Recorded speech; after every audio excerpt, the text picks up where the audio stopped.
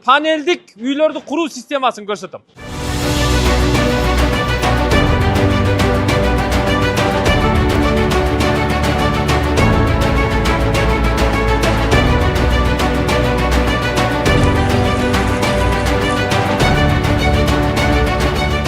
Технология бирок жылууланган. Кыргыз панелге кайрылыңыздар, проектини чийип, даярдап жасап берет. Ордунан жылып кетпеш үчүн. Отурат бири-бирине. Атайын сварка менен. Жалпы 35 сантиметр. Жалпы 35 сантиметр. Жайында салкын, кышында жылуу болот да. Мондай жылмакай, ичи да жылмакай, даярда краскалап койсо эле мындай болот. Биринчи токола. Только Россияныкын колдонобуз. Лазерный аппараттарыңар бар экен, откосторону, Бул азыр подвал бөлүгү экен, Подразрядный. Суу өткөрбөйт.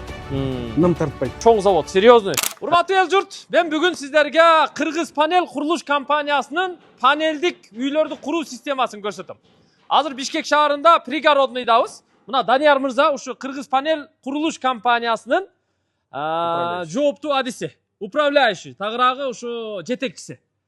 Азыр куруп аткан үйлөрү бар экен Бишкекте, куруп аткан дүкөндөрү бар экен, коммерциялык объектилери бар экен. Биз азыр заводуна келдик, туугандар. Сайыз убагында панелдик үйлөр 105-чи, 77-чи ар кандай серияда курулуп келген да. Ошол сыяктуу эле технология, бирок жылууланган технология. Азыр мына панелдерди көрүп турасыздар. Ушуларды биз сиздерге мындай семичкени чаккандай чагып түшүндүрүп көрсөтүп беребиз да. Эгер үй курдурабыз десеңиздер, Кыргыз панелге кайрылыңыздар, квадраты чатырын жапса, терезе эшиктерин коюп берсе, туугандар, Polo White Box квадраты $420 туура келет экен. Бул арзан түшөт, биринчиден, экинчиден бат бүтөт. Тез болот, туугандар. Бир үйдө эми 10-15 күндө эле куруп бүтүрүп колуңузга тапшырып коет экен, жакшы болот экен да, туура? Ооба. Бир ай максимум дейт. Бир ай. Туура? Сапаттуу, бат жана кооз болот да, жылуу болот. Мына Данияр мырза, таанышканыма кубанычтамын. Буга чейин телефон аркылуу сүйлөштүк эле. Азыр келип бир катар көрүп чыктым. Өзүм да түшүнүп алдым. Технология мага жакты. Эми сиздерге сунуштайм. Бүт сертификациядан өтүптүр. Канча кабатка чейин үй курса болот ушул панелдер? Негизи 12 кабатка чейин, биз 2 кабатка чейин да курабыз. Өзүңөр? Ооба, өзүбүз. Азыр эми силер негизинен карапайым калктын баягы индивидуальный үйлөрүн куруп берип, ошондон баштап ошол рынокко кирип атсыңар, туура? Частное домостроение, только частное бизге. Анан курулуш компаниялары, строительный компанияларда заказ кылса, мисалы 9 кабат, 10 кабат, 12 кабатка чейин биз үй курат элек, проектибиз панелдик система менен ошо заказыбызды чыгарып бересиңерби деп кайрылса чыгарып бересиңер? Чыгарып беребиз. Заводуңар иштейт? Завод иштейт. Эми заводу тарактап иштеп атат экен да. Ооба. Келиңиздер, бул дарек Бишкек шаары пригородный, аэропортко кетип атканда пригородныйда, жолдун оң жагында дарегин айтат, келип өз көзүбүз менен мен сыяктуу келип көрөм десеңиздер, анда келип көрүңүздөр. Заводдон көрсөтөбүз, туура? Ооба. Күндө сайын ушакта болобуз. Офисте бар экен. Проект болсо сиздердин проектиңиздерди доработка кылып жасап берет, болбосо өздөрү проектини чийип даярдап жасап берет. Сиздерден болгону эмне? Акча, үй куруу планыңыздар, анан болгону ушу жер болсо болду. Булар куруп тез арада сиздерге тапшырып берет. Бир айда бүтсө, бир айда ремонт кылсаңыздар, 2 айда үйгө кирип кетесиздер. Ооба. Туура? Ооба. Подписоо болуп, ички ремонт эле кылат. Ички ремонт эле. Ооба. Келиңиздер, мына панелдерди түшүндүрүп берели. Данияр мырза, келиңиз. Бул азыр ушу курула турган панелдик үйдүн кайсы бөлүгү? Бул перекрытие биздики. Перекрытие дегенде ички дубалдарбы же жок, ички пол потолокпу? Үстүнө полу да булчу, үстүнө жабыштыруучу жер. Биздин монда закладнойлор, пластиналар. Биздин панелди кармататуучу жер да. Булар өзүн да кармайт. Анан кийин кайра биз пластина менен да карматабыз да. Ордунан жылып кетпеш үчүн, ары бери капталга жылып кетпеш үчүн да. Кайра анан кийин булардын мисалы үчүн могу жеринен пластина менен кайрылып, мисалы үчүн могу бүт даярдалып кеткен да, проект негизинде даярдалып, мисалы үчүн мына бул перекрытие болсо, мына мондай жерлер биздин пластиналар тияка отурат бири-бирине. Атайын сварка менен варт этилет да, буну любой эле сварщик кыла бербейт. Атайын технологиясы бар. Жулунуп кетпеш үчүнчү. Отургандан кийин анан кийин биздин стыктар эме менен бетон менен 350 марка менен арматураланып, 18 арматура менен. Анан кийин ошентип 3 ыкма менен биздин панелдер кармалат да. Азыр мына перекрытие келип могу жерге кийгизилет турбайбы? Жок, бунун алдында калат. Анын астында калат. Ооба. Бул подвал бизге азыр магазин куруп атканда бир подвалдын перекрытиясы үстү да. Үстүнө коюп, анан кийин бул биринчи этажы да. Бул биринчи этажы дубалдар. Азыр буларды көрсөтүп бересиз. Мына бул эми перекрытие экен, основной ошо биринчи кабат менен экинчи кабаттын ортосуна коюла турган монолити деп түшүнсөк болот да. Мунун калыңдыгы канча? 14 сантиметр. 14 сантиметр. Мунун ичине арматура токулат да, туура? Арматура ооба. Эки кат арматура токулган. 12-нчи арматуралар мененчи биздин конструктор чийип чыккан, ошо менен токулуп туруп, анан кийин буну куюп чыкканбыз да. Бул закладмаларда жөн эле салынып кетпейт. Атайын конструктор эметип, разжатие эсептеп, анан кийин буну ошо бесталарын коюп берген да. Чертеж боюнча. Чертеж боюнча. Муну жанагы Еврозаборго салып кое турган жөнөкөй эле сетка мак салбай, буга силер ошо көрсөтүлгөн чертеж боюнча арматураны сетка кылып токуйсуңар. Ооба. Туурабы? Ооба. Монолитке сетка токугандай, буга да токуп чыгат да. Сетка мак колдонбойбуз, ошо бул жана 12-нчи кабатка кандай технология кетсе, биз да ошондой кетебиз да. Биз өзүбүз сейсмический өлкөбүз да. Аябай көп болгондуктанчы, ошон үчүн биз арматураны алда аяган жокпуз. Арматура өзү эме разжатиеге иштейт да. А бетон өзү разжатиеге иштейт. Ошондуктан аяган эмеспиз да. Эске салам туугандар. Эгер жериңиздер болсо, азыр мен эсептеп көрдүм да, 10го 12 үй. 10го 12 бул сырткы коробканы эсептегенде 120 квадрат дегенди түшүндүрөт. Ооба. Ошо 120 квадрат фундаментини куюшу, котлованын өздөрү казат, туурабы? Ооба. Фундаментини куюшу, ага кеткен расходу, анан панелдери алып барып установка кылып коюшу, чатырыны жабышы, терезесин коюшу, сырткы эшигини коюшу, туугандар, мындайча айтканда 400 канча? 420 доллар. 420 доллардан туура Жайкы акция болуп. Жайкы акция. Бул эми иштин башталышына, кийин дагы баягы арматуранын рыноктун өзгөрүшүнө, материалдардын өзгөрүшүнө, баасынын өзгөрүшүнө жараша баа эми да өзгөрүшү мүмкүн. Ооба, да өзгөрүшү мүмкүн. Так, 420 долларга биз проектте кирет. Мисалы үчүн адам өзүнүн, сиздин мисалы үчүн Ата Кулбек эс келдиңиз да. Сиздин өзүңүздүн участогуңуз бар. Бирок эмне кыларыңызды билбейсиз да. Бизге келдиңиз. Бизге келип, сиз өзүңүздүн оюңузду айтасыз, кыялыңызды айтып, мондай ушундай үй курдурат элем депчи. Примерно айтып берсеңиз, биз бир жуманын ичинде сизге планировкасын, жана эскизный үйдүн 3 түрүн көрсөтүп беребиз да. 3 проектти эскизни сунуштайсың. Ооба, сиздер көрсөтүп беребиз. Анан сиз ошондон тандайсыз. Же жакпай калат, же жагат депчи. Же болбосо үчөөнөн может кошулуп бир жакшы планировка чыгат да. Чыккандан кийин анан кийин биз дальше конструктор биз разработка кылып баштайт. Панелдерди бөлүп, жердин жана геодезисттер келип иштеп, жердин кыртышын кандай фундамент даярдайбыз депчи. Анан кийин сиз бизге проектти утверждение бергенден кийин биз уже жумушту баштайбыз да. Ошол проект утверждение болгон күндөн баштап биз 200 метрге чейинки үйлөрдү 1 этаж болобу, 2 этаж болобу айырмасы жок, 30 күндүн ичинде бүтүрүп беребиз. 30-45.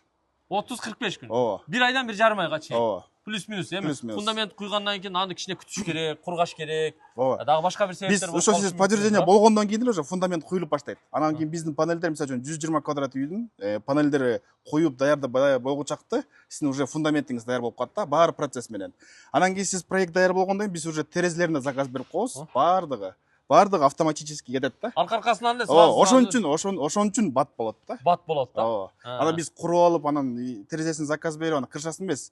Баардык бизде ар кайсы подрядчиктер бар. Ошолор келип, баары бири-биринин артынан чогуу иштейбиз да. Анан кийин дагы бир жери Ата Кулбек аке, сиз мисалы үчүн башкалардан үй курдурсаңыз, 5-6 подрядчик жалдайсыз да. Шыбакчын жалдайсыз, кирпичти, монолитчикти, крышаны жабат. А сиз бизге эле кайрыласыз. Биз баардык жерге жооп беребиз. Анан биздин гарантия 50 жылдан өйдө гарантия беребиз да. 50 жылдан өйдө. Кокуз Кудайым сактасын, бир нерсе болуп кетсин, баары Кудайдан да. Бир нерсе болуп кетсе, сиз бизге эле келип кайрыласыз. Бир эле подрядчик менен иштейсиз да ошондо. Сиздин баардык нерсеңиз даяр болот. Фундаментин куюп беребиз, стенаны тургузабыз, сыртын фасадын жасап беребиз, айнектерди коюп беребиз, входной эшик, кайра ички планировка, проектиңиз кирет, крышаны жабабыз. Анан кийин кайра сиздин ички жана подразделениңтердин баарын штробить этет да, бул бетон да. Бетон болбосо деле шыбакты деле шыбагандан кийин аны штробить этиш керек да. Бизде уже подразделениңтер местолары даяр да. Буга сразу подразделениңтерди проект боюнча коюп кетесиз. Проект боюнча коюп кетебиз. Мына подразделник туурабы? Ооба. Муну эми бая отвертка менен чукулап туруп эле ачып туруп, анан кое берет. Ооба. Мунун ичине кабелдерди татканга эмне кылгансыңар? GoPro салгансыңар? Ооба, GoPro салганбыз. Анан сиздин монтажыңызда да арзан болот. Бат болот да. Электрик келет, штробить этем, анан бересиздер. Метрин эле бир канча 600-500 сомдон штробить этет да. Анысы жок эле. Үй салып аткан адам эми акча аябайт да. Ооба. Бирок бат киргенге аракет кылат да барычы. Ошондуктан бул жумушту дагы ылдамдатат да сиздин монтажыңызды. Анан кийин жанагындай канализационный, сантехнический местолорду дагы биз алдын ала даярдап кетебиз. Чыгарып, фундаменттин ичинечи даярдап чыгарып кетебиз. Ошондуктан ал жагы да бат болот да. Жакшы экен да. Биринчиден сиздерде жер болуш керек, экинчиден акча болуш керек. Уйгурам деген конкреттүү бир эрк болуш керек. Болду, булар менен келишим түзөсүздөр. Башында эми проект жасаганда жана башында келип түшүндүргөндө айттыңыздар. 3 эскизди проектти сунуштайбыз деп атпайсыздар? 3 эмес. Негизи эле өзүнүн кардарга жага турчу эмени көрсөтөбүз. Көп видтердичи пландан. Анан жаккандан кийин анан ошол подтверждение болгондон кийин анан кийин биз разработка кылып баштайбыз да. А эгерде өзүнүн архитектурный эмеси проекти болсо деле алып келсе болот. Биздин конструктор бияктан панелдерге чагып чыгат. Доработка кылып коет. Доработка кылат. Же болсо сиз үчүн кардар өзүнүн деле оюндагы эмесин кагазга чийип келсе, биздин биякта архитекторлор грамотный кылып, чертеж кылып, конструкторлор Жасап коет. Жакшы. Мен азыр 10-12 үйдү эсептесем, туугандар чатыры жабылып, эшик терезе коюлушу, фундаменти полностью бүтүшү, полу white box болуп калат. Отделкага даяр болуп калат да, мындайча айткандачы. Бир 50 000 доллардын тегерегинде болду да. Ага убара болбойсу, эми 1 айдан 1,5 айга чейин булар бүтүрүп берет, эгер 200 квадратка чейин болсо. Туурабы? Эми дуалдарды көрөлү. Биз азыр перекрытияларды көрдүк. Мына бул азыр Бул биздин стеновой панель. Стеновой панель. Эң негизги панель да бул. 35 сантиметр. Жалпы 35 сантиметр. Жалпы 35 сантиметр. Бул каягы? Бул несущий жагы. Несущий. Ушул сырты болот, а? Бардык, крышаны жок, ички жагына кетет. Несущий. Крышаны бардык көтөрө турчу ушулда. Бул өзү 14 сантиметр. Бул өзү 14 сантиметр. 14 сантиметр. Бияка Мына канча жылууланган база? 15 сантиметр. 15 сантиметр. Сыртычы? Сырты 6 сантиметр кеткен да. 6 сантиметр. Ошондо жалпы 35 сантиметр болот. 35 сантиметр болот. Анан кийин муну жөн эле базальт салып колбостон, ичине вент канал да каралып кеткен да. Көгөрбөйт. Сырыс болбойт. Жана кышында, жайында да отпойбу. Мына бул эмелер тростор чыгып турат го. Эмне болгон тростор? Эмне кыласың? Бул бири-бирин жармаштыра турчу эме да. Тросторда, тросовой петля деп коет муну. Бириктиргенде ушул аркылуу болот. Ушулардын ортосуна, мисалы үчүн 2 панель киргенде кирип туруп, анан кийин ортосуна 18 арматура берип туруп, анан кийин мелкозернистый биз 350 бетон коебуз да. Кайра ошол жерде монолит куюп койсуң, бетон куюп койсуң. Арматура салынат. Анда мындай 2 трос келип туруп, мындай бириккенде ортосуна эме салынат турбайбы? Ошондой болот. Арматура салат турбайсыңарбы? Арматура салат. Ошондо биздин панелдер 3 ыкма менен да өзүнө өзү бетонго, кайра потолокко перекрытияга. Могу тростор кандай тростор? Бекем эле тростор? Бул жанагындай мостторго канатныйбы? Канатный. Мостторду кура турчу эмелер да булар. Атайын заказ менен алып келген. Ал түшүнүктүү. Данияр мырза, бул 15 сантиметр базальт кылыштын зарылчылыгы бар беле? Негизи бизге 10 эле сантиметр жетпейби? Жок, 15 сантиметр биздики негизи биз Россиян технологиясын алып келгенбиз да. Аякта 15тен өйдө кылат да. Аякта суук катуулут эмеспи, билесиз да. 2 ай жылуулук болуп анан кийин. Биздики ошо именно 15 кылдык. Анын үчүн биз дагы ар кандай погодный условия өзгөрөт. Конденсат болбош үчүн. Конденсат болбош үчүн. Запасы менен. Запас менен койгонбуз да. Ошон үчүн точка арасы деген бар да. Ошо точка арасы биздин мындай жактан келип эле токтойт да. Бери жакка өтүп. Жайында салкын, кышында жылуу болот да. Анан кийин жылуулукту дагы.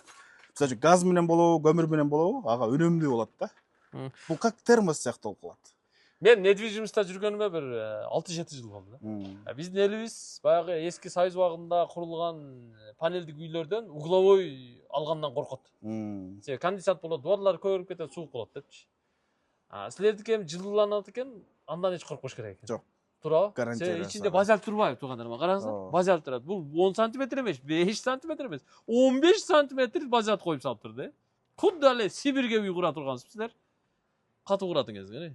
Анан мына бул бир караган адамга ортодо базальт турса, мына сырткы часть менен ички часть экөө кандай биригет деген ой да.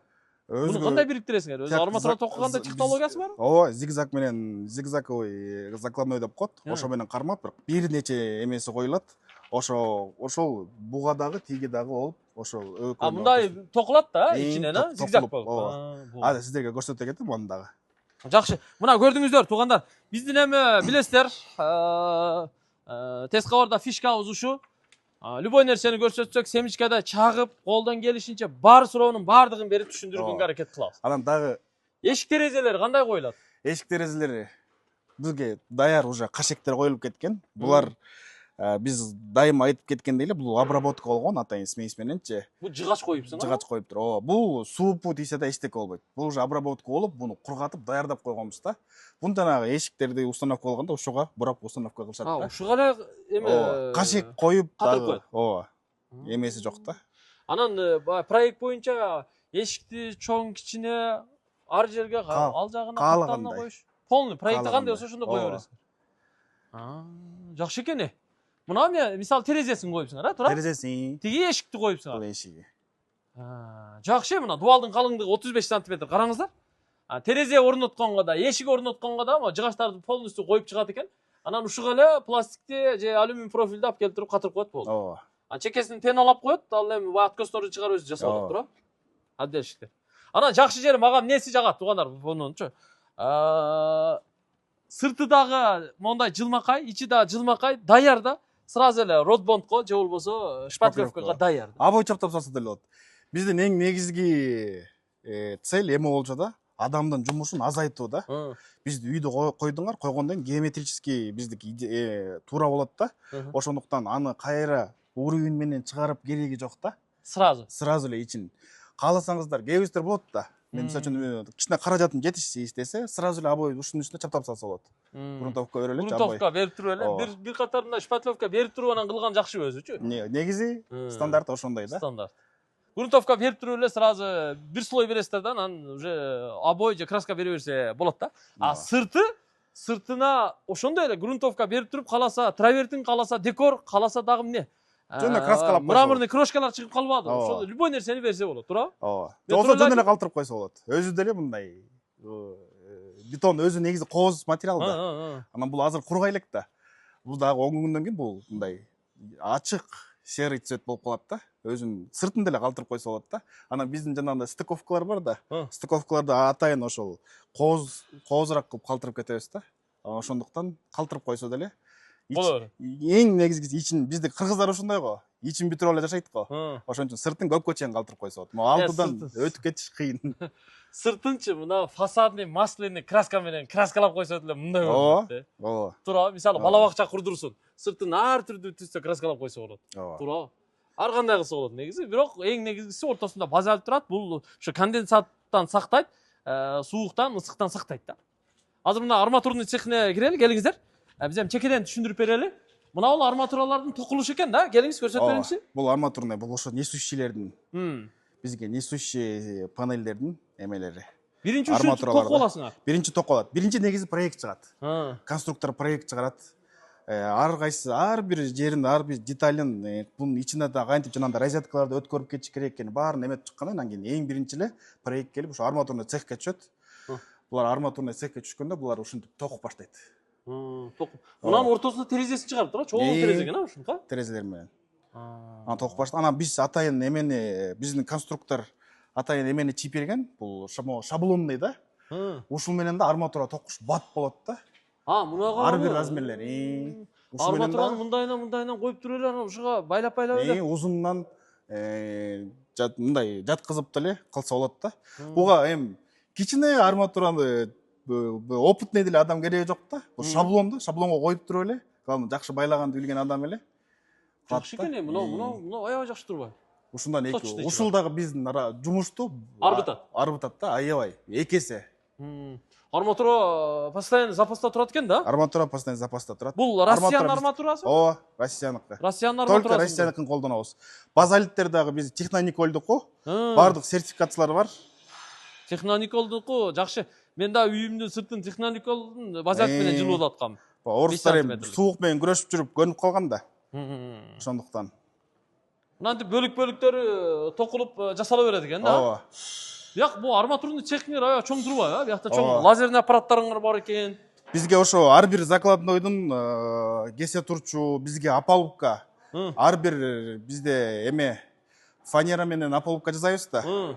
Анан кийин ар бир панелдин структурасы башкача болуп калат да, соединениясычы. Ошон үчүн ар бирөөсүн кесип чыкканга бизде ушундай эки станок бар. Ошол менен темир кесет экен. Бул темир кесет, бул жыгач кесет да. Жыгач. Экөөтең лазер, фреза аппараттар. Ошондуктан айтып атпаймынбы, любой архитектурный идеяны биз ишке ашырып беребиз биздин панель мененчи. Биздики менен бат болот. Билбейм, эми Кыргызстанда бизден бат курган адам жок да. Жакшы, туугандар, мына көрдүңүздөр, уже жер эле болсо, акча эле болсо, сразу баштаңыздар. Буларга келип жолугуңуздар, проектти сүйлөшүңүздөр, жерди көрсөтүп бериңиздер. Анан ошо проектке, жерге бир проектте посадка кылып берет, болду. Ошону менен иш кете берет анан, туурабы? Биякта закладкаларын жасап атат турбайбы? Жана пластиналар. Жана сиздерге айтып кетпедимби? Закладкалар ушулар.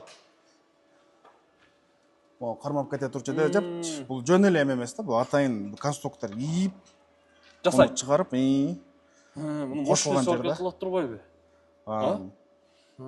Кийин анан муну алып салат. Буну алып салат да. Буга дагы жумушту көбөйтпөсүн деп, биз эми тест жүргүзүп көргөнбүз да. Мен када бетон толуп жана молочка толуп калат, аны кайра чыгыш керек жумуш да. Буну алдыңбыз даяр да. Закладка кала берет. Ооба. Жакшы, мына закладкаларды даярдап атыптыр. Анан Бул жана жана жыгаштар баягы эмеге колдонулган жыгаштар экен да? Эшкережелердин. кашектерге колдонгон. Аны обработка кыласыңар. Обработка кылынган уже кургап атат да, кургагандар да. Обработка болгон. Анан бул жана Даттокул байке сиз жана сурап аткан кантип соединение болот деп атпайсызбы? Мына ушундай эмелер менен. Зигзагтар менен соединение болот да. Мына булар. Муну тикесинен коюп туруп, арматура базальт ортодо кала берет. Ооба. Анан эки жакты бириктирип, арматура токуй бересиңер. Ооба. Жакшы экен. Бул атайын точный сварка менен бизге атайын жасап беришкен. Ал монун жууш да кыйын да негизи. Молодцы. Вообще сонун экен. Силер кыргыз панель деп, панелдик үйлөр десеңер, мен мынчалык элестетпедим эле. Силер чоң эле производство кылыпсыңар да. Мощный. Эми мына строительный компаниялар силерге заказ бериш керек. Буюрса. Кудай буюрса. Мына караңыздарчы, мына буюп даярдап койгон панелдер. Эми муну транспортировка кылганда кантип транспортировка кыласыңар? Атайын тралдар болот. Тралдар негизи могул биздин Панелевоздар да? Панелевоздар, трал деп коет экен да. Ошону биздики азыр могул 4-6-80 да.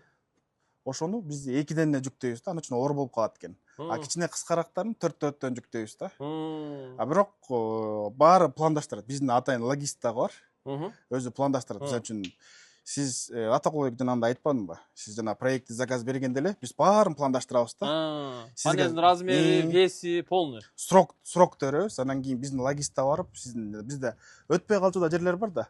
Булардагы высотасы атайын ошол биздин Кыргызстандын стандартына да. Жанагындай мостторго тийип калбасын деп баары расчеттолгон да. Расчет алынган, Ооба. Эми бир суроо. Пол потолок эң бийик канча кыла аласыңар панелде? 3-8 кыла алабыз. 3-8. Ооба.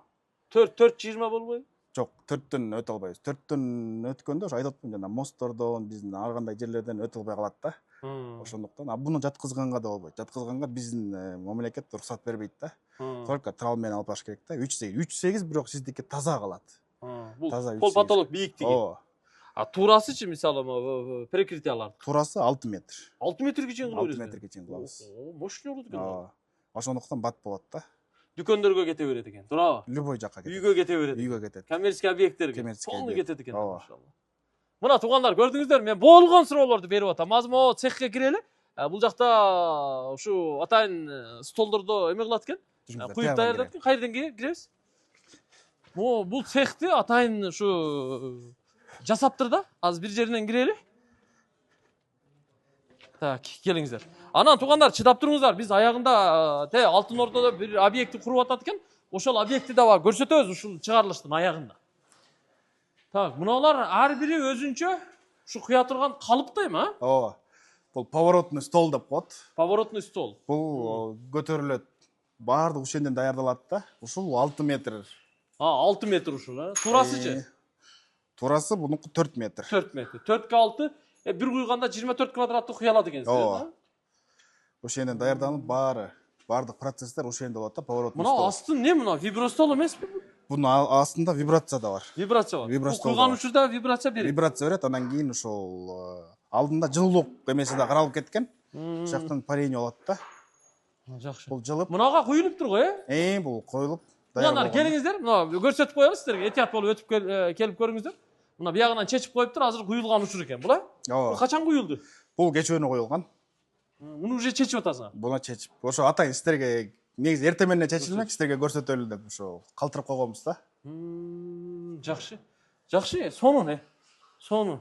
Моға жана айтып атпаймынбы. Могул жерлеринде мындай Опаловка. эмелерди коюп, опаловкаларды фанерадан коюп туруп анан кийин чыгарат турбайсыңарбы? Размерлерди полный, могу откосторуну, грандарыны. Ар бир панельге ар кандай опаловка колдонобуз да, подход да. Баары окшош эмес. Наркы перекрытие экен. Наркы перегородка бул. Дуал жана үйдүн планировкасын эметиш үчүнчү перекрытие. Бул перегородка. Перегородка бул. Түшүнүктүү. Мунун ичине эме салынбайт, Арматура салынат. Базаль салынбайт. Жок, базаль салынбайт. Бул кардар өзү ошондой каалаганда, эгерде мага үйүм бар, ички эмем бар, звукоизоляция болсун десе, биз без проблем салып беребиз. Андан кийин, негизи Анда жасап бере бересиң. Анда жасап беребиз. Бирок могул базалит сырткы шумду үйдүн ичине киргизбейт да. Сырткы шумду да, жылуулукту дагы, Суукту дагы үйдүн ичине киргизбейт. киргизбейт. Ооба. Ошон үчүн жайында салкын, кышында жылуулуу деп атабыз да. Базаль эми айтпаса деле түшүнүктүү да. Түшүнүктүү. Дагы бир кулак кагыш болсун. Данияр мырза, тиги таунхаус куруп сатып аткан агаларыбыз бар. Бизнесмен. Туурабы? Бир 10 соттук участокту таап алып, 20 соттук участокту таап алып, эки этаж таунхаустарда отдельно участоктор менен куруп сатып атпайбы? Ооба. Ошол агаларыбыз силерге заказ кылса, ушул технология менен курса болот. Ооба. Туурабы?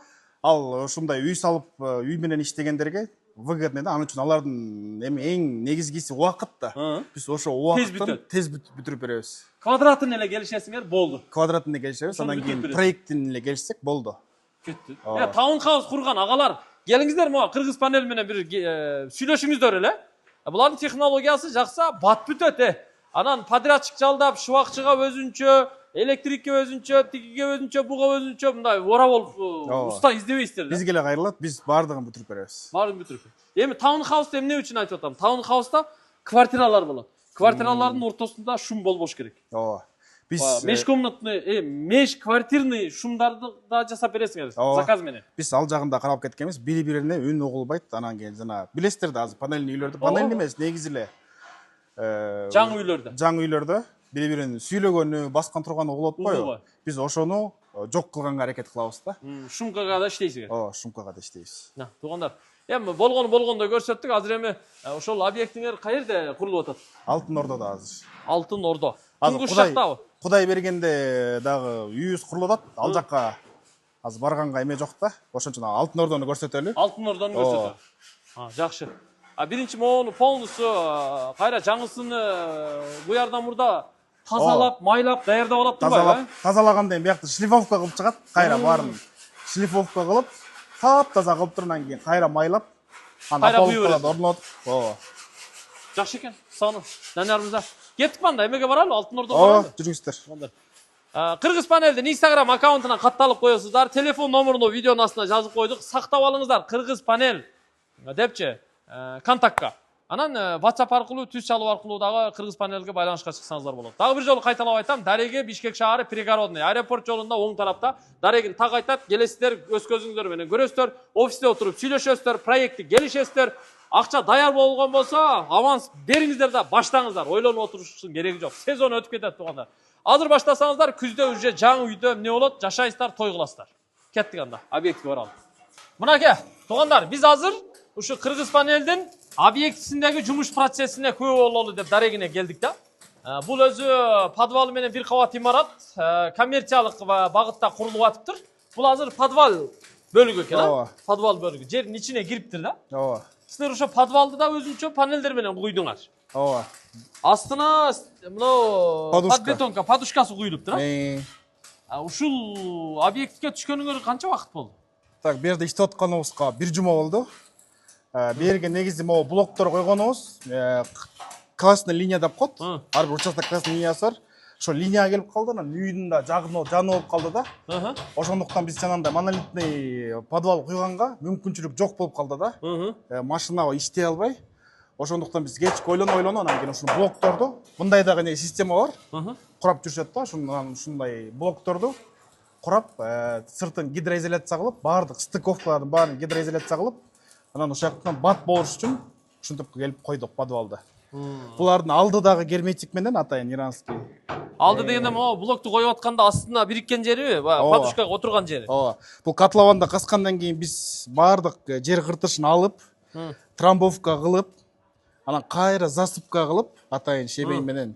Анан кийин кайра подушканы коюп, анан кийин кайра могу стяжканы коюп чыктык да. Коюп анан закладкалар чыталып чыкты да.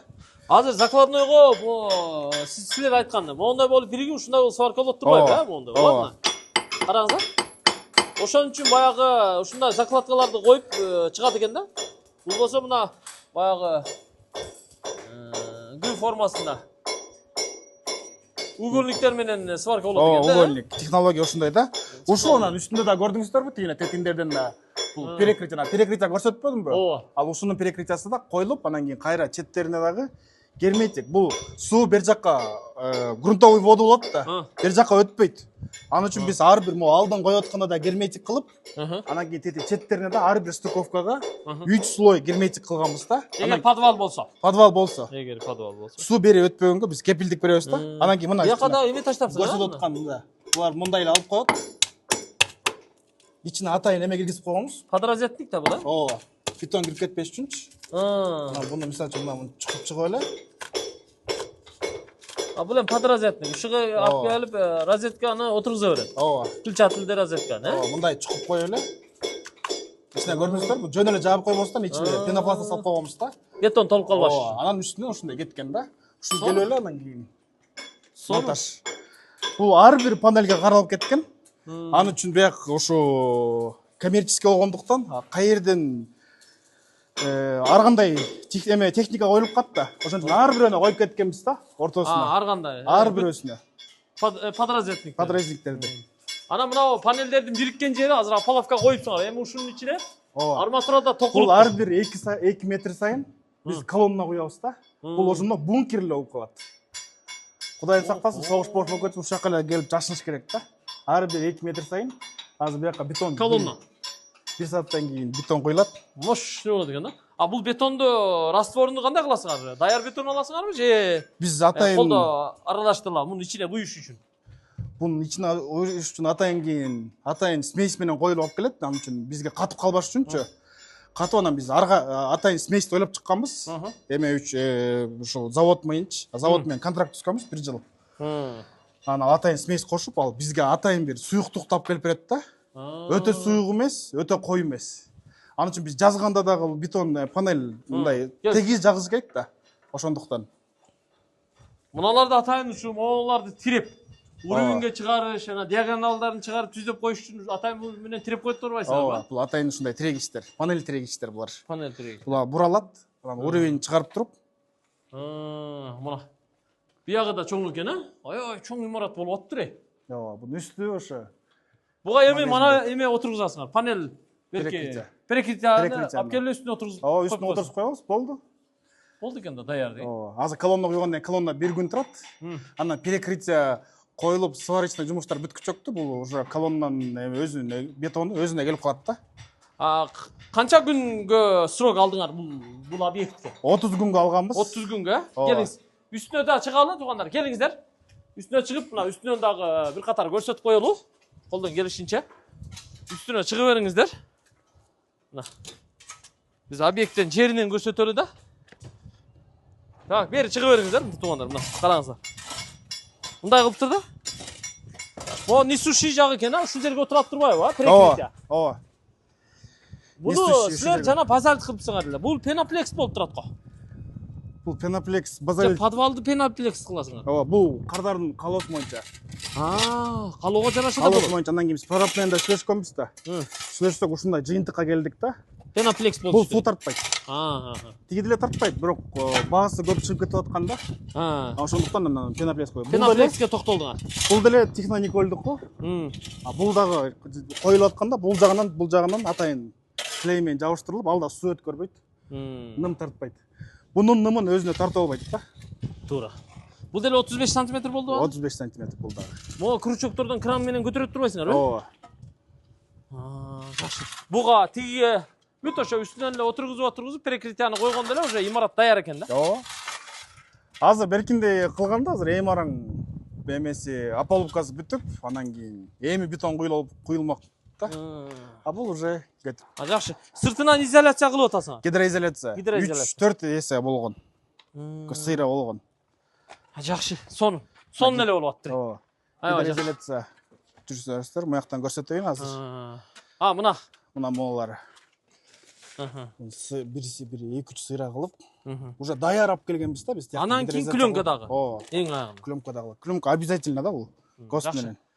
Анда жакшы экен. Данияр мырза, мына баарын көрсөттүк. Сонун эле болуптур. Мынандай үй күйдүрсаңыздар да болот. 2 кабат, 1 кабат, кааласаңыздар мансард, кааласаңыздар мынандай коммерциялык имараттарды, дүкөндөрдү, складтарды курдурсаңыздар болот. Негизи бат бүтөт, анан арзан болот. Ушул жагынан жакшы экен да. Ооба. Жаңы технология. Бул бизге бул эми дүйнөдө биринчи жолу колдонуп аткан жери жок. Бул Россияда канча жылдан бери колдонуп келген. Канча суук жерлерде ушул эле панелдерден үй курулат туурабы? Ооба. Ошон үчүн ушул технология. Эми бизге бул жигиттер атайын ушу Россиядан ушул технологияны алып келип, заводун ачып, элге мына кызматын баштады. Эми ийгилик каалайбыз. Кыргыз панель курулуш компаниясы заказы көп алгыла, ишиңер жүрүшсүн, көп үйлөрдү кургула, элдин ишенимин актагыла, Рахмат. батасын алгыла, акчасын да алгыла. Рахмат. Баарыңар бизнес деп жүрөсүңөр, туурабы? Бирок баары чеги менен. Эң негизгиси негизгиси элге жеткиликтүү үйлөрдү жеткирүү да. Кымбат эмес, арзан, чөнтөккө көп иштебечидей үйлөрдү жеткирип берүү эң негизгиси. Сонун. Бир суроо. Силер бул панелден үйдү куруп, имаратты куруп бүтүш менен сразу баягы архитектурага, госрегистрге заявка таштап, водтон өткөрсө болобу? Болот. Болот, а? Болот. Тез эле болот да. Тез эле болот. Биз курулуп бүттү да, коробка бүткөндөн кийин водтон өткөрсө болот, туурабы? Проект жазылгандан кийин эле уже биз документацияларын өткөрүп баштайбыз да. Өткөрүп мындай курулуп атат депчи аяк жактар менен да сүйлөшкөнбүз. Бардыгы документация жактан жакшы болот. Болду. Сонун экен. Анда ийгилик каалайбыз туугандар, бири-бириңиздер менен жакшы келишим түзүп, жакшы эсептешип аласыздар. Иш болгон жерде албетте кемчилик болушу мүмкүн. Жаңы ачылган компания, бирок бүт плюс минусун изучать этип отуруп, акыркы чечимге келип ушул технологияны алып келип мына ишти баштап отурат. Эми чоң завод, серьезный, миллиондогон доллар каражаттарды сарптап чоң заводду ачып, чоң команданы иштетип атат. Буга да ушу эрк керек, акча керек, план керек дегендей, туурабы? Ишиңерге ийгилик, ишиңер жүрүшсүн. Дагы бир ушундай объектилер болсо, курулуп аткан учурунан, курулуп бүткөн учурунан, под ключ тапшырылып аткан учурунан, Буюрса, ооба. Тарталы кийинки сапарлар. Ооба. Буюрса. Мында байланышып турабыз да. Ооба. Туугандар, Instagram аккаунтуна катталып коесуздар, телефонуна чалып, Кыргыз панелге кайрылыңыздар. Үйүңүздөрдү, коммерциялык объектиңиздерди, складыңыздарды, керек болсо сарайыңыздарды да куруп беребиз. Бүт баарын куруп беребиз. Бүт баарын. Бар болуңуздар, ассаламу алейкум. Кайрылып туруңуздар.